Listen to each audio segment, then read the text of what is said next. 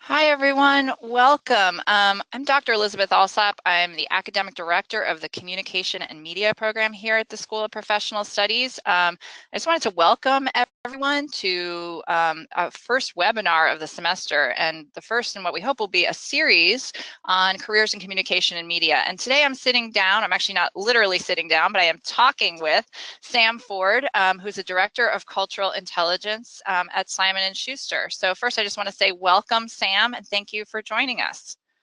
Appreciate it. I'm excited to be here with you all virtually anyway. Virtually, that's right. Well, we're often with each other virtually at SPS since most of our programs are online. And I just want to say before we kind of get started officially that Sam and I met when we were colleagues at Western Kentucky University, where I was a faculty member, and where Sam is both a proud alum and an associated faculty member now. We were both affiliated with the Popular Culture program there. So that's probably the best possible way to get to know someone, right? Through discussions of popular culture. But Sam has had a really just fascinating, robust, and varied career in communications, media, journalism. And so I think the students in our program in particular will really benefit from this conversation and from hearing from you. So that's, again, just thank you for joining us. And yeah, I'm glad we met, and I'm glad we still know each other. Likewise, Yes. yeah, pop culture is a great way to bond, and also a great way to understand a lot about what's on the minds of our culture, what people are, what anxieties we have, what the Exactly. underlying tensions are, everything. Yeah, and again, we'll get started with sort of my official line of questioning in a minute. But yeah, just as an aside, that's why one of the reasons it still makes me so angry, and I'm sure you feel likewise, when people kind of dismiss things as guilty pleasures or trash, right? Because we can learn a lot from those so-called guilty pleasures. They tell us a lot about our culture. Yeah, I mean, two things, and of course we'll get into this in a minute. Is I feel like I have, at least this far, made a career out of studying popular culture, Yep. driven by listening to popular culture. I tell people all the time, there's the amount of time that you have to spend working, sleeping, every family obligation that you have, and there's that precious amount of extra time people have. And what could be, more telling than analyzing what people choose to do with that precious free time, it tells us a lot about ourselves. So, rather than being frivolous, in some ways, it's the most telling. Yeah, I want to get that. But that's too long for a quotation, but I want that somehow excerpted on our webpage. I think it's a great advertisement for what we do here. Well, since we're talking about kind of, you already mentioned your own kind of career and your interests. I'm going to start with just kind of like the big broad question, which is just to tell us a little bit about kind of your career trajectory. So how did you get from Bowling Green, Kentucky, where I met you, and maybe even before, you can tell people a little bit about your earlier experiences, to New York City and to Simon and Schuster. So, we can kind of, I'm going to advance the slide here so folks can see our representation of your career trajectory to date. But yeah, if you just want to talk us a little bit through this exciting journey. Sure. Yeah, this is fun to see visualized, which I hadn't seen prior. Yes. But yeah, so I'll start off, and I won't go through the whole. I was born to Yeah. a blah blah blah. But no, I'm from a rural small town in Kentucky called McHenry, which is population 400 people. When I first moved to Boston, there were more people in my building than my hometown. Wow. And I was born a first generation college student. My dad is a factory foreman. My grandfather worked at the Tennessee Valley Authority coal-fired power plant and managed a tobacco and cattle farm, small family farm. My dad is one of 13. My grandparents had two twins that passed away, but they had 15 kids in 16 years. Wow. My last name being Ford, the line was they were the only family in the county that got a new Ford every year, but never traded one in. That's good. So, and my mom's from a decently big family too. So I was really interested in writing when I was a teenager. My grandmother, who had never worked formally, my mom's mom, was she wrote a weekly column for the newspaper, which is kind of small town news, and it was for this small town of McHenry.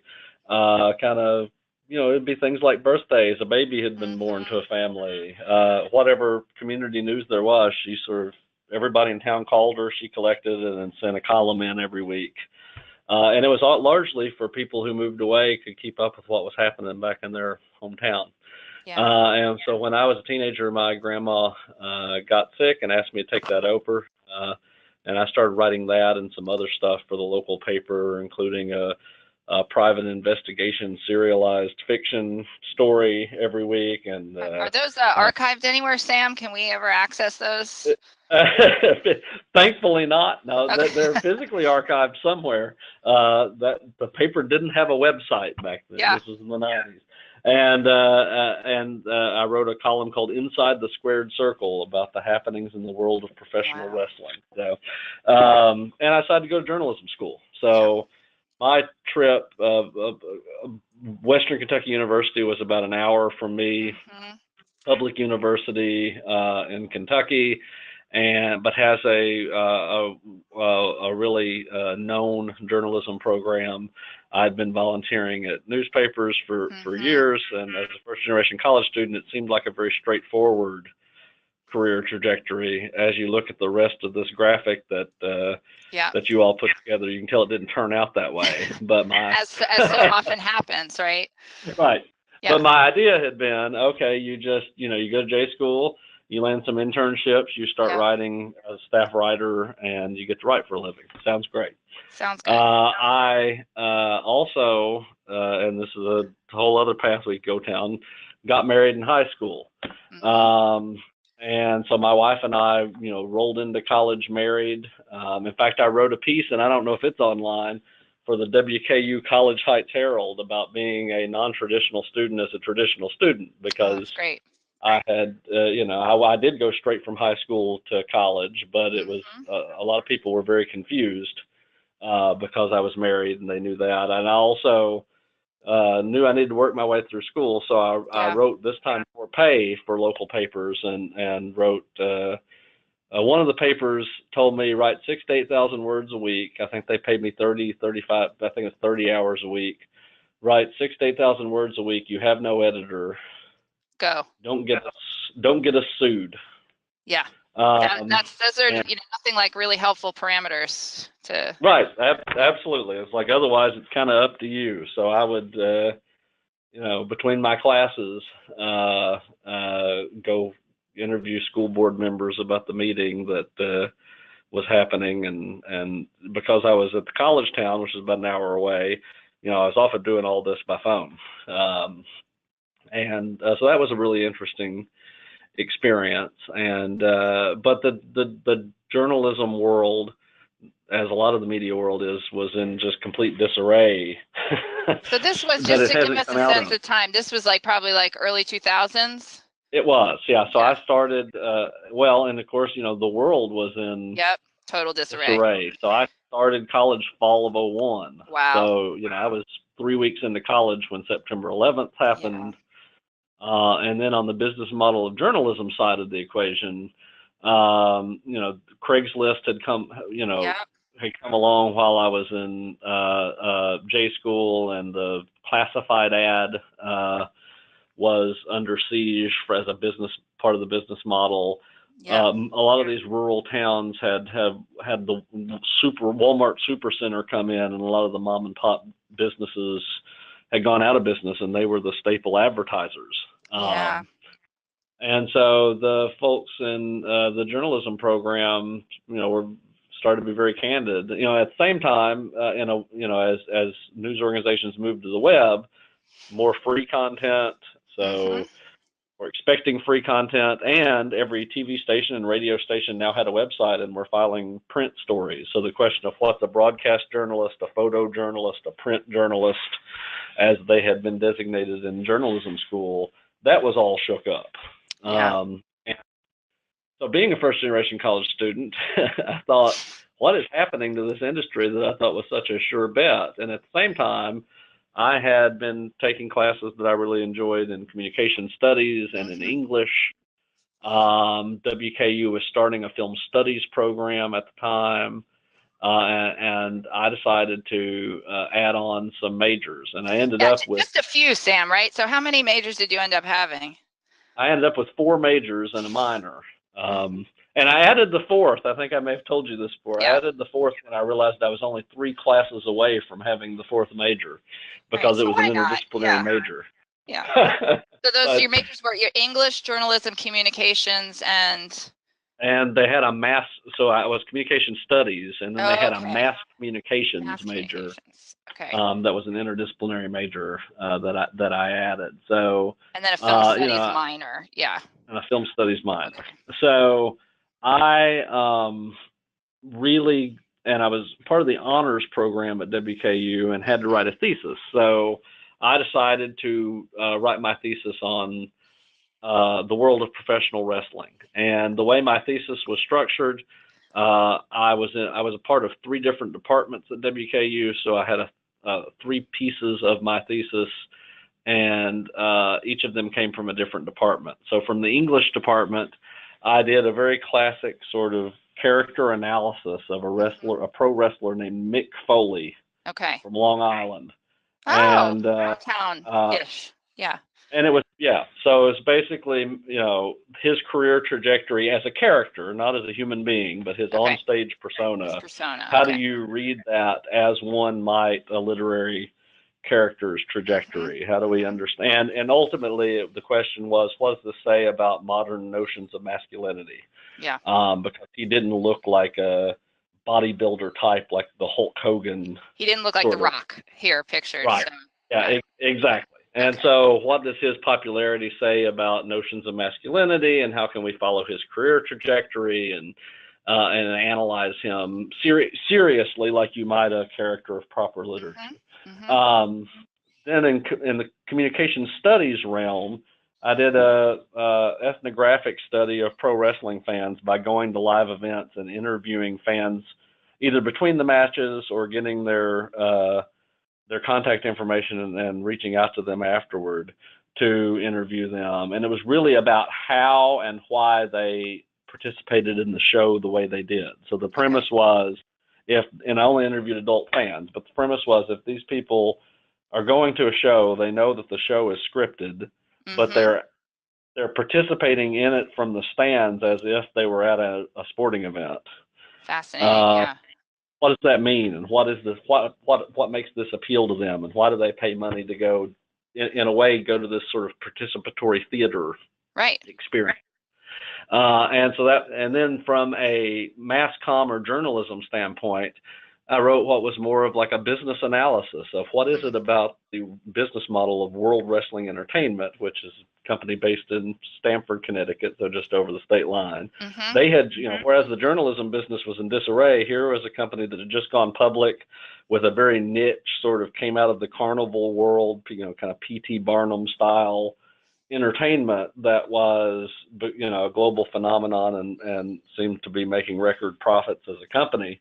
What had they figured out? And really what it came down to was what I've come to call transmedia storytelling. So multi-platform, multi-revenue streams.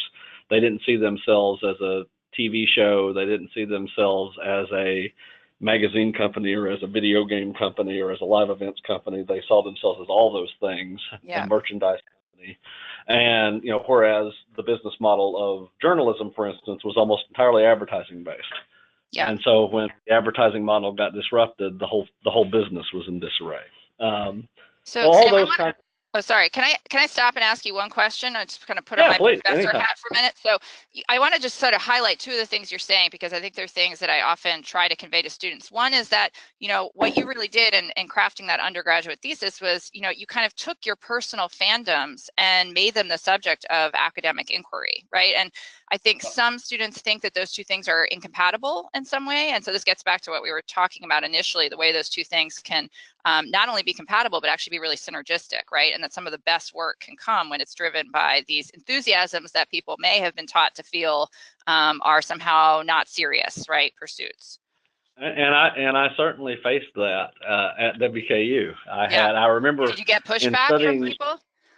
for sure. And part of it was about finding faculty advisors who took this seriously Yeah. or embraced it.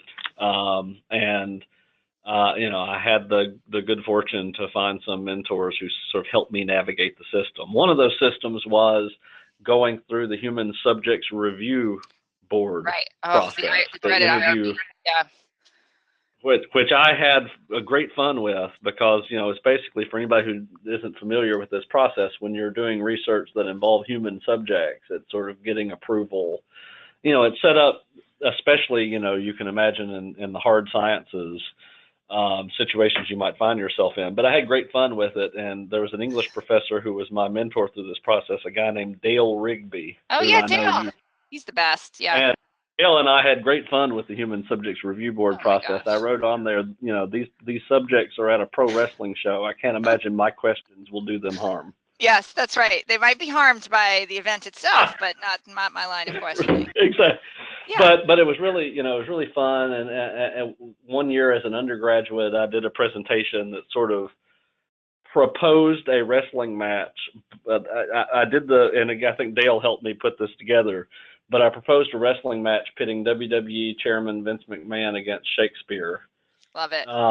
But by the end Great of describing these two people, highlighted how similar the two of them were, to the point of saying, well, maybe they'd be more likely to be a tag team than and it was really meant to be a poke at people who didn't think studying pop culture in an English department was valid.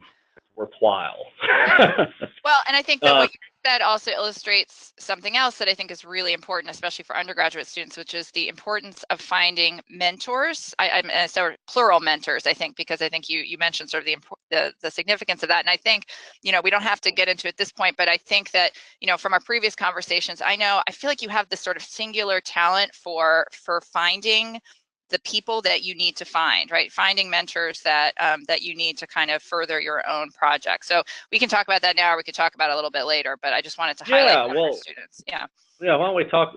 That's great. I'm glad you pointed that out because, at that stage, take the journalism process. In a way, my grandmother was a mentor. Yeah. Right. She had set up a stage of being able to, as someone who had dropped out of high school because she had a child and got married, as someone who had then had no further formal education past that point, she had found a way through writing to contribute to her community for decades. I think she started that column in the 60s. So by the time I had taken it over from her, she had been playing that role in the community on a weekly basis for 3 decades. And, that was a real inspiration to me and certainly shaped the direction that I went in my career. I found in some of those local rural newsrooms people who had, made a living in a small town, being able to write for years and learned from them. And then, I was very blessed across the departments at WKU to find those faculty members and who helped me navigate different parts of the process. A guy named Ted Hovitt,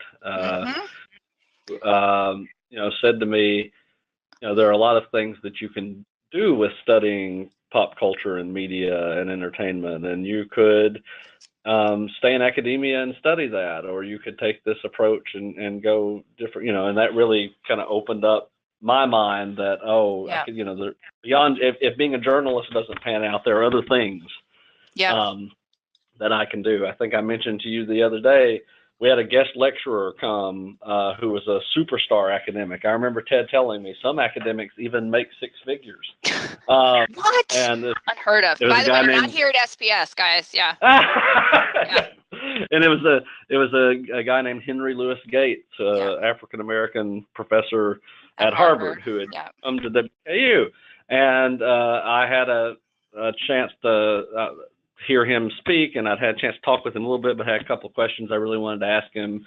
Didn't get a chance to ask, and right as I went to ask him, it was time for him to go to dinner, and they were about to sweep him away, and he just turned to me and said, "Do you want to come to dinner with me?" so you can ask your question. And so I went with him and asked him the question, and he said, here's my contact information, stay in touch. And so Amazing.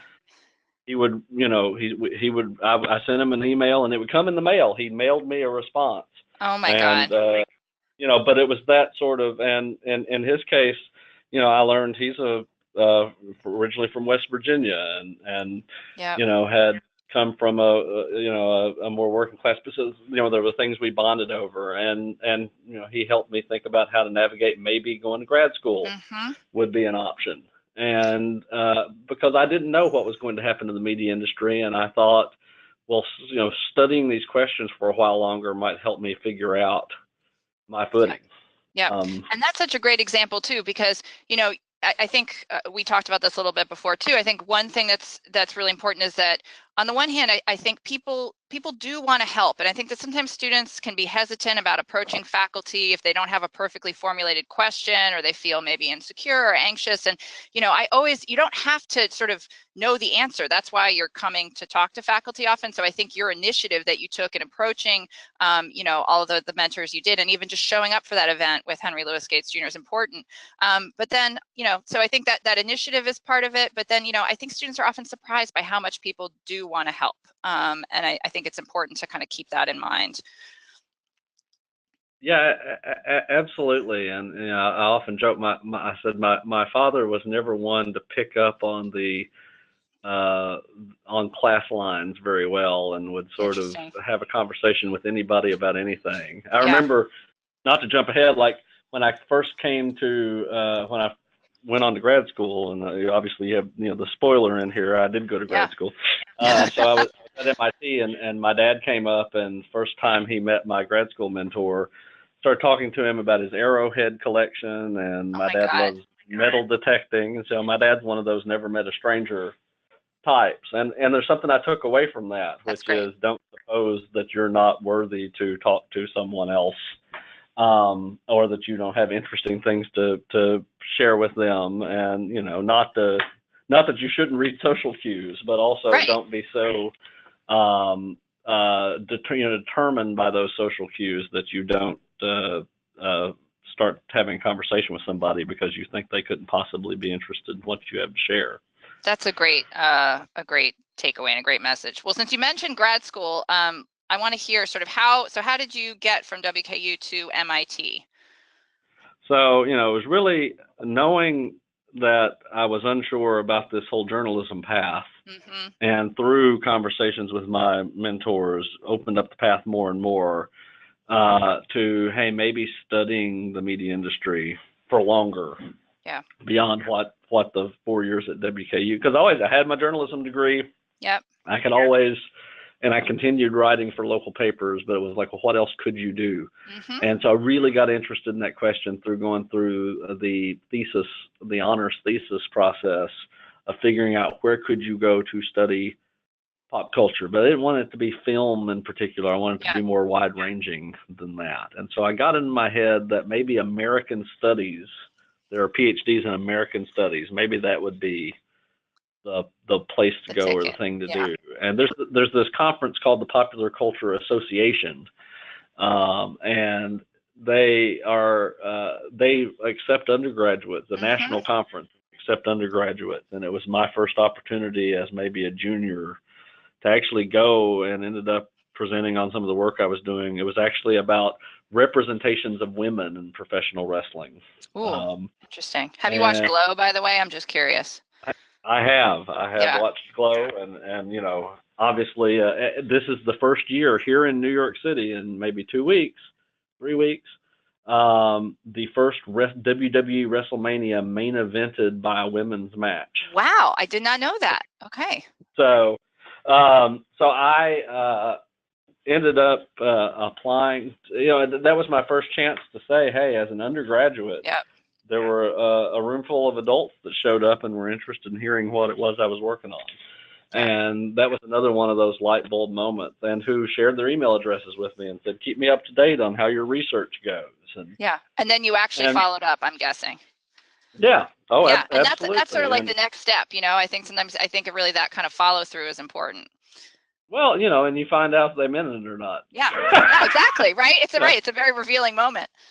And not all of them do. I mean, they Yeah. probably did mean it in the sense that they were being polite and they really meant it, but they didn't have time. Sure. But you know, I would write out to a lot of people, and some of them didn't get back to me, or some of them would kind of blow you off. But many of them were pleasantly surprised that somebody actually reached out to them, because they have the same issue sometimes. Yeah. They're working on something. You know this as a writer who's published stuff. You publish stuff, and you don't necessarily hear from the people who read it.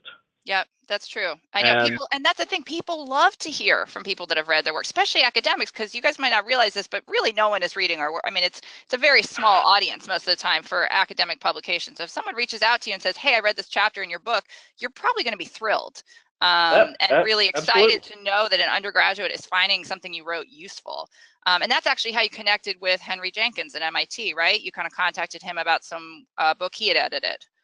It is, yeah. He was working on an essay, and it wasn't out yet, and it wasn't. It was an essay for a book called Steel Chair to the Head. I was just excited that there was an academic book called Steel Chair to the Head, yeah, and it was a whole collection of pro wrestling essays, and it was going to come out after my thesis had to be turned in. So I ended up figuring out who all was writing for the book, and reached out to this guy who I thought of as some professor who writes on pro wrestling, and it turned out he had co-founded this program at MIT on studying media, comparative media studies program. It was a master's program, and so I applied, and well, in fact, I said, if I came up for a visit, would I be able to tour the program? And he said, sure. And his wife, and he took my wife and I out to dinner and showed us around, and he was just, I think, again, you presume, oh, they're not going to have time to do something like that, but not that many students contact them and say, hey, if I came up for a visit,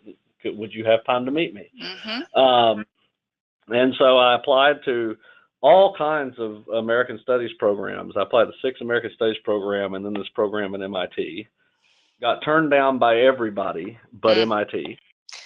Thank you for sharing that, by the way. This has become a thing recently with people kind of on, at least on academic Twitter, which is a fairly boring place if you're not an academic, but people sharing what they call their failure resumes, right? Because often the face we present to the world is the successful one, the one that we've carefully curated, but behind all of the successes are often a long list of rejections. And so, yeah, it's important to note, I think, those moments where maybe, things didn't turn out exactly as planned, but they turned out in some ways for the better.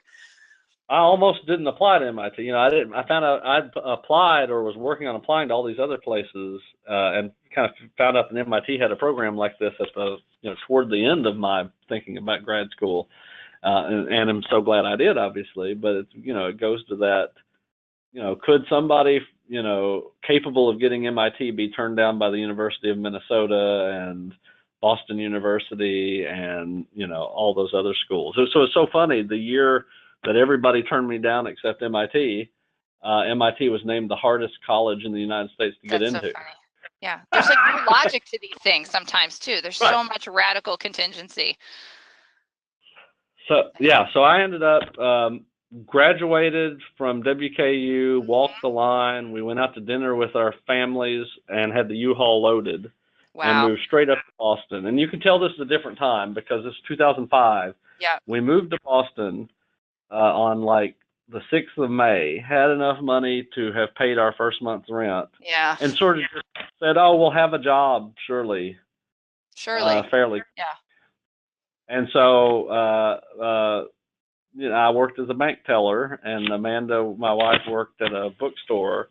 And we were, it was, again, I don't know that you could recreate that with, how the economy's been in the last decade. But there was a little bit of that, so we worked our way through the summer, and then I started at MIT in the fall. And this program at MIT, Comparative Media Studies, was structured so in a way that they called it Applied Humanities. Okay. And so the idea was you did your coursework like in a humanities program, but you also, the way they structured it, and part of it was pragmatic, they wanted to give us funding. And so the way they were able to give us funding is they launched these research groups that brought in funding, and then you worked on one of those research groups, and that paid for your tuition and a stipend. But that meant the research group was an obligation kind of baked into the experience. So you had your classes, and then you spent 15 hours a week in a research group. Now, they accepted me, but they told me you're accepted, but you're attached to a research group that hasn't gotten off the ground yet. So you'll get funded if it gets off the ground. And so that was tough, then I had to make a decision.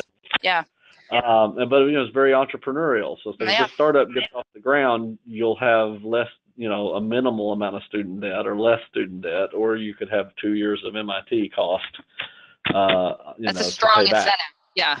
It was. And, the people who ran the program were apologetic about it. They wished they could just give everybody full funding. On the other hand, that experience of that hands-on work alongside the coursework made a difference, right? So this new research group, which came to be called the Convergence Culture Consortium, which sounds very academic, was basically a space because they had this applied humanities approach. Henry, one of the people who ran the program, had increased, and Henry had made his career on studying fandom. So he had published a book called Textual Poachers in the early 1990s.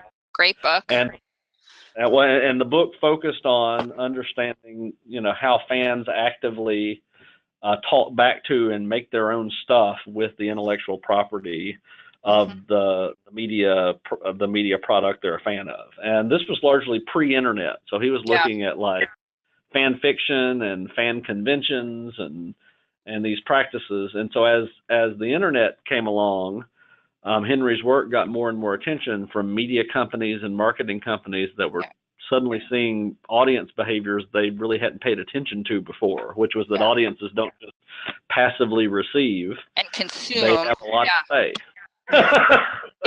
And that's of course exploded in the digital age too, as you see people making these amazing super cuts and recuts and films and Absolutely. And so suddenly the media industries and the marketing industries were trying to figure out how do we make sense of all this? And Henry's work came to light because he'd been researching that for pre-internet. And so he formed this research group, this consortium, as an attempt to create a space where people working in the industry who are interested in these questions could interface with academics who study these sorts of things.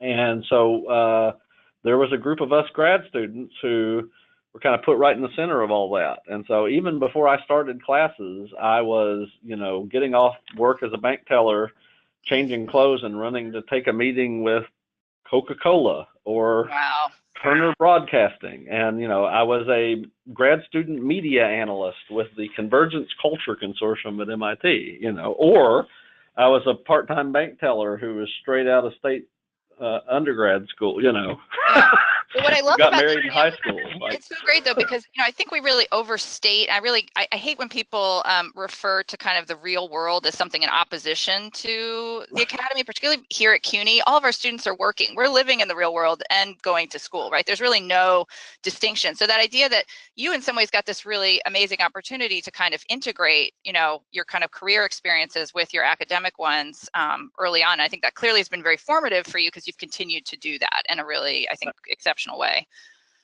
Absolutely. And so, there we were, and this was a research group. You had the two faculty leads. The manager of the research group was a guy who just graduated. And then five of us grad students. So it was a recent graduate and 5 grad students, 4 of whom had not even started yet at MIT, who were kind of trying to put this group together. And, we ended up working with Viacom, MTV Networks, they were called then, with Turner Broadcasting, with Yahoo, a variety of different companies who joined this consortium. And so my grad school experience was my coursework in media studies. I did my master's thesis, by the way, on U.S. soap operas and why they were going off the air. So it was almost the opposite, in some ways, the discussion of wrestling, which was thriving. and then running these conferences and retreats and kind of sharing academic research we were doing with people working in these media and marketing companies. So I had, that 2 years flew by in a master's program. And I went home between the first and second year and spent the summer working at rural Kentucky newspapers. And then had the opportunity to stay on and help run the research group. You could look at it two ways. I had the opportunity to do that, or some of my colleagues got job offers and I didn't, and so I hung around the university longer. It's all about framing. Frame that two yes, ways. That's right. Both are true. Yeah. Right. But it was a great, it ended up being a great opportunity for me because I then, as a manager of that research group, kind of helped shape it and ended up taking all the research that we did, and it eventually turned into a book project, which is the Spreadable Media book that was published years later. But I have to just stop and say, I think that any student in our program would really benefit from checking out this book, which is available, by the way, through the Brooklyn Public Library, the New York Public Library. It's been translated into a billion different languages. So not to plug it too hard, but I would recommend that you seek it out. I appreciate that. But, it was, so that's another thing that, I certainly wouldn't have expected as someone with a master's degree, having a chance to, publish a university press book, co-author university press book is not, something that you're often able to do. And I had the great fortune to be able to do that. And so part of it, is being there at the right place at the right time. But the other part of it is taking advantage of it when you are at a certain place and time. That's very much so. And I don't want to skip over sort of the interstitial period, but I feel like a burning question that I know students are wondering, just because it was even on the first slide, is a question about your current role and position, right? Because this title, Director of Cultural Intelligence, is so intriguing. So if you could talk a little bit about what it is that title sort of means, and sort of what about your current role, maybe how it kind of connects to your previous experience When we started the program at MIT, the master's program, they said this is to prepare you for jobs that don't exist yet. Perfect. And you've got one. People use different versions of that line, but it really has been true. I have had no job since being a reporter back in Kentucky that existed before I took it, which is both awesome. And also scary, because it means every time I switch jobs, no recruiter or headhunter can look at my LinkedIn and say, I get what it is you do. And also, I don't just immediately know, I'm an X, and I just look for job listings for X. So Director of Cultural Intelligence is a great example. This is a title that did not exist at Simon and Schuster before I was here. And they had so Simon and Schuster is owned by CBS, the television network. And they had what I would call like an internal accelerator, where basically the main corporate office at CBS set aside some money for innovation and asked all business sectors of CBS to pitch ideas, and they would fund a few of them. And so Simon and Schuster pitched the idea. This would have been at the end of 2017. That basically the way the publishing industry works primarily is you have what are called acquisition editors, and their job is to receive proposals and manuscripts and take calls from literary agents and review that material and decide books that they might want to make a bid on, becoming the publisher of that book. But Simon & Schuster has one company that they acquired called Adams Media that doesn't go through that process. Instead, their editors sort of proactively decide, here's something that we think is interesting and happening in the culture, and we think there's a book in there, and we're going to go find somebody to write it. And so almost more like an assigning editor for a magazine or a newspaper. Absolutely. And of course, having spent years in and out of the journalism business, that model makes sense to me because that's how, things happen in a newsroom. And so what they decided was, well, their model works, but, what would happen if you invested money in research? And, what kinds of books could you unearth or bring to life that aren't books we're publishing right now? And so they reached out to me, and what I said to them is, well, if you know exactly what you need these people to research, you could probably find better people than me. But I'm really interested in the question of what would you even listen for or research to discover. It's really listening to the culture and trying to identify, here are things we should publish. And so I joined at the end of last summer. And now I manage a team. I have 2 cultural intelligence analysts, which is the acronym is CIA. Wow, that is amazing, Sam. I thought you were going to say cultural intelligence officers, which is also cool, but CIA is a great acronym. So in our CIA team, we call our weekly meeting our safe house. Of course, yeah. But we're having great fun with it. But these are people whose background had been in researching to what people are talking about in social media, or looking at trends across what's being published in journalisms and magazines and digital publications, who can look at things like analytics and what's trending in the book industry, and help us make decisions about books we might want to do.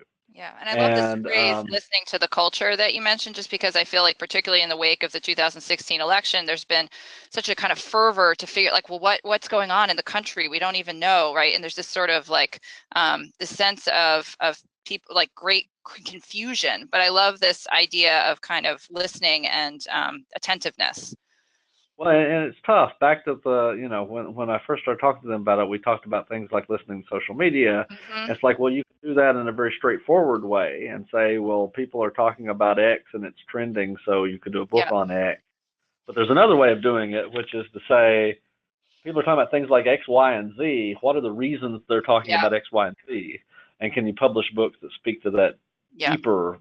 And both are viable, and both could lead to really interesting books. But I'm especially interested in that second question, because then it's not as straightforward as, X is trendy, we'll do a book on X. Right. It's not pandering. It's kind of and that becomes that's the layer, one of the layers that I'm really interested in. But so I have the 2 analysts. I also have a position we created that we're calling community liaison. Okay.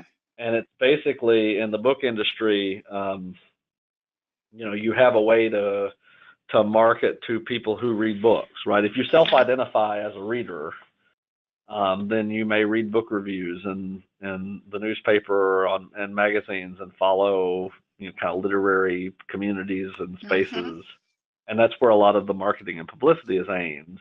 Or they'll market to the educational sector, the higher ed, or get our children's book on the Scholastic Reader. But I was interested in, well, what about the grassroots communities that may not, consider themselves readers as part of their main identity, but they're really interested in the subject this book is on? And how do we identify those communities and how to reach them? And not just to promote our books, but could that help us unearth our books? Not just that larger, let's monitor what's being discussed on Twitter, but like, oh, here are communities that have issues that they're facing, and there aren't a lot of books out there aimed at them. And we might be able to service that underserved need. And so really, I consider this community liaison half a researcher and half in publicity and marketing. So we're trying to figure out how you create new types of roles. And we're running a lab. It's a lab, though, that has a revenue stream, because we're actually going to sell books. But we're trying to research something and then see if it pays, for itself. Well, and let me ask is we have about 15 minutes left. And so first, I just want to remind anyone listening, if you have questions for Sam, please do feel free to post them and we'll pass them along. I actually have a question. I have two more questions, but one in particular sort of speaks to what you were just addressing, which is this idea of jobs that don't sort of exist yet. So, let's say that you are a student majoring in communication and media in 2019, interested maybe in a job in communication or marketing or maybe even journalism. I know this is like sort of a tricky question, but what advice would you offer? Like if you had sort of one maybe insight or suggestion that you'd kind of want to broadcast? It's a great question. I think one of those, back to that, jobs that don't exist yet. What I will say is when you're seeing more and more that the idea of sort of working, landing a job and working there for 40 years is not it's just obsolete. tenable Yeah. position. So I'll use another kind of a cliche that you hear, especially around the Silicon Valley circles, which is, disrupt yourself before someone does it for you. Mm-hmm. And, I think that's another piece of this too, which is to say, how do you really think about the story of your career trajectory in a way that is about sort of resilience and versatility? I love that. That isn't defined by a particular title. I'm in a very different context right now. I'm working on a series of projects about the future of work in Kentucky. Mm-hmm. And one of my colleagues grew up in the coal industry and now runs a company that does website development and app and software development. Most of his employees previously worked in the coal industry. And he said, look, these guys spent their careers working with advanced technology on a small team. Mm-hmm. To achieve a common goal, and the common goal was to extract coal from an underground mines. But he said, is it that big of a stretch that this same group of people could work together in a small team with advanced technology to achieve another goal? And that goal could be building a website for a local business, or it could be. And so he called it reimagination training. And he said, it's not just teaching people new skills, it's also helping people understand their aptitudes and capabilities and not defining themselves by the task they've been doing, but rather by the capabilities that they have. And I think, that's true of all of us, to say, what is it that I tell students all the time, you're the only person on the job market who has the exact set of experiences that you've had. That's right. How do you think about those experiences and what they add up to currently? And if you add the next level of whatever you want to do next onto that, what recipe does that make? What does that lead you to? And that's a narrative that you have to go back and revisit at every step along the way. So back to your point about the journey, I went from newspaper reporter and undergrad student to grad student to running a research group at MIT to working for an agency that did sort of PR and marketing consulting to working for Univision, which is a Spanish language TV broadcaster that also owns a lot of digital properties, to running my own consultancy, to now running this group at a publishing industry. I've never worked really in the same type of industry position twice. Yeah. But what that meant is I've kind of had to go back and revisit my story, not just for marketing purposes, marketing myself, but even for myself. Yeah, right. To make sense of your own. Yeah. Oh, it's like, now I'm at a publishing house.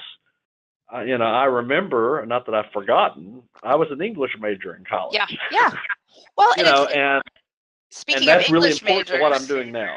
Yeah, I was going to say, we know, and anyone who's been in English majors has probably had this said to them explicitly. We know that metaphors are extremely powerful and, symptomatic. And, I used words like journey and trajectory, but I think one of the things you're saying is that, we've become so habituated to thinking of our careers in linear terms that really it may be kind of an outdated or maybe unhelpful framework. And if we were to look even at this beautiful career, we call it a career timeline that the lovely Rakshana Ali, who works with me in communication media, put together, we could have arranged this so many different ways, and we could have featured different things in each of these bubbles, right? Or kind of amplified different aspects of your career to date. So I think it's really for students to think beyond this idea that, it has to be this straight upwards progression, right? And that you can't ever deviate or digress. And I think we've also, students have been really burdened by the idea of traditional majors, right? Oh, you're an English major. Well, that means you're never going to get a job, right? And we've had to combat that rhetoric. So I think there's a lot of ways in which we have to unlearn things that we've been taught about careers. Well, and the stories that several of the things that we've hit on in this conversation, if we were having this chat when I was at the PR and advertising marketing agency, or if we were having this chat when I was in Univision, I may have highlighted a whole different set of stops. Yep. Which were also equally a part of my journey, but were, less relevant or felt less relevant to what I was doing at the time. Yeah. And so I think that constant revisiting of your own path is highly productive. And really important. And speaking of relevance, I want to ask one final question that we've already touched on a little bit, but as you know, SPS is a school that primarily serves working adult students, many of whom, like many students at CUNY, are the first in their families to attend college, as you were. And I don't know if this is a question you've thought much about, but if you had sort of particular advice or thoughts for so-called non-traditional students about navigating their career. And I love that you mentioned that even at WKU, where you were this really stellar student who won all these awards, you still maybe had to face skepticism from folks who thought that, oh, well, you married too young, or having a wife is somehow gonna inhibit your achievement or something. So if you had any thoughts on that. Yeah, I think it's several things. One, as I said, I have been fortunate to have things work out in my favor at several stops along the way, and I've had opportunities and certain types of privilege that have allowed those things to happen. But on the other hand, none of those things, all those things seemed like they were inevitable after they happened. but they weren't. Yeah. They weren't at all, right? No. Like, no, I didn't think that I had any. I was nervous about getting into the local state university as a first generation college student. I was so thrilled that they accepted me. I remembered the pastor of the local church wrote one of my letters of recommendation and then got busted for pot. Oh my God. That's a good story. And I was so worried I wouldn't get into WKU. Oh my God. Because one of my letters of recommendation by your local pastor. Yeah.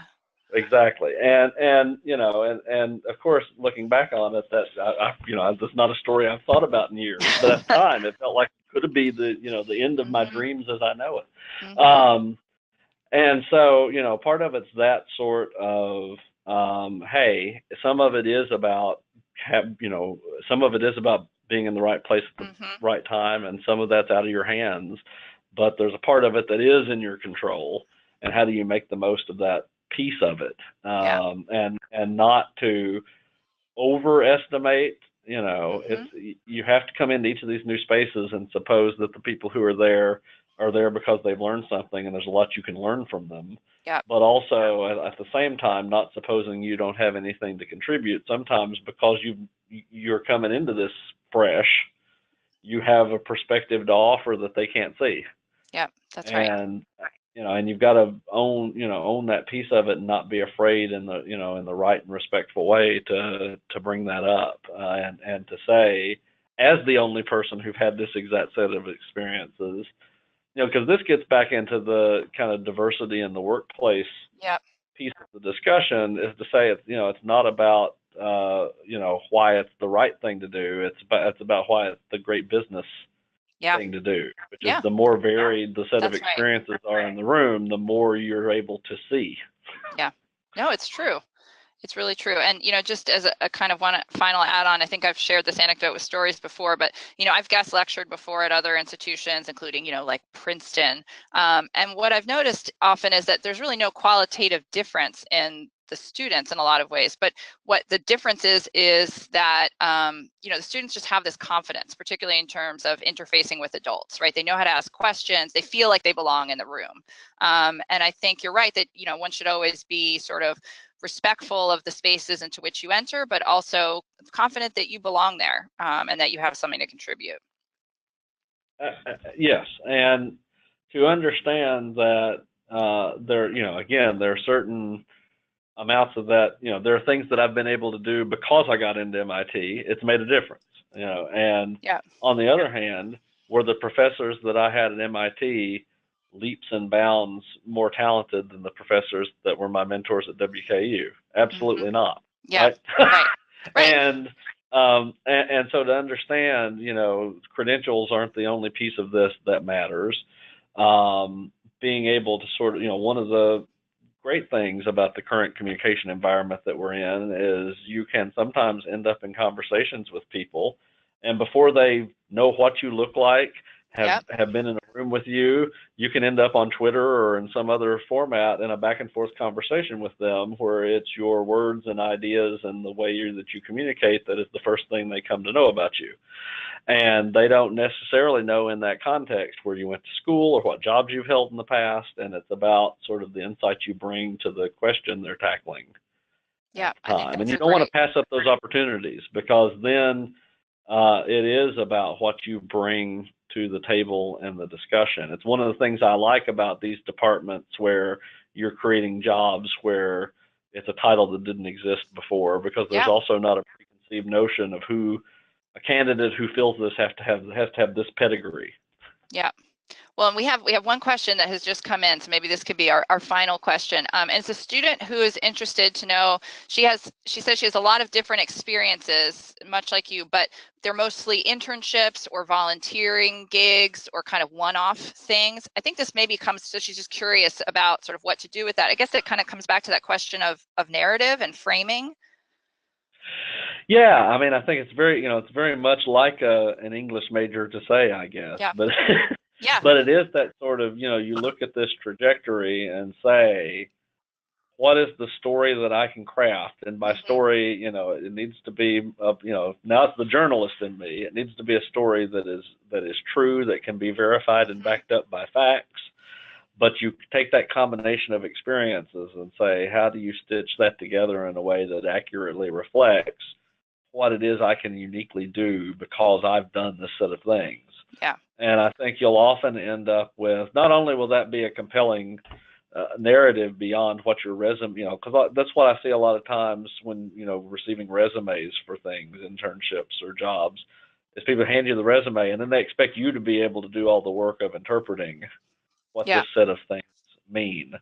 So it's kind of helping do that interpretive work for people, but it's also, I would suspect, that activity, that process of revisiting your story and thinking about how those things connect together might also lead you to career opportunities you're not thinking of. Yeah. To say, wait, I haven't thought about the fact that if you add up A, B, C, and D, it would really potentially, make me qualified to do, this set of things. I hadn't been thinking about that much. And so the other piece of it is, and Elizabeth, you and I have talked about this before, is if I decided early on I'm going to J school and the only true and pure thing I can do in life is to be a journalist and romanticize that, then I would have been disappointed with where I've ended up. Or if I had gone to grad school and said what I must do is eventually get a PhD and get a job in academia, and if I don't do that, I'm a failure. Yeah. But you kind of have to have a direction, but also leave yourself open to say, I'm not going to decide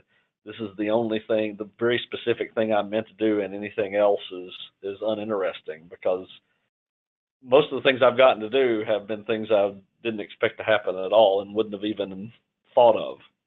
Yeah, and I know, and on that note, this student sort of followed up to say that she was sort of struggling with figuring out what she felt good at and kind of stitching that narrative together. So I would just add that, I think it can be good to have a thought partner in this. Like, there's some work that you can do by looking back and kind of trying to connect the dots, but it can also be really helpful to have someone, kind of look for you and be like another new set of eyes that might be able to extract something that you aren't able to recognize because you're a little too close to it, or you might be too emotionally invested in one outcome, like you're saying. And the job search is really, it is a struggle. And I think it's good to have allies in the process. It is. And I would say go through that activity without thinking or looking at all at specific jobs. Yeah, that's because good. what I think people do is they start off by saying, I'm doing a job search and these are the kinds of career or job titles that are popping up. But if you do this first, like in a vacuum, and then compare it. Here are the things that it seems like roles, because I was actually meeting with somebody yesterday, very talented person who's a writer who's fluent in Japanese and Spanish and French and English, and Wow.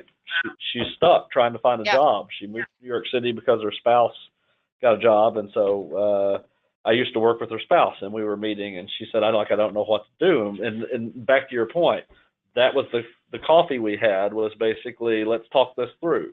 Yep. What does your experiences kind of set you up for? But let's not be constrained by what job that's right.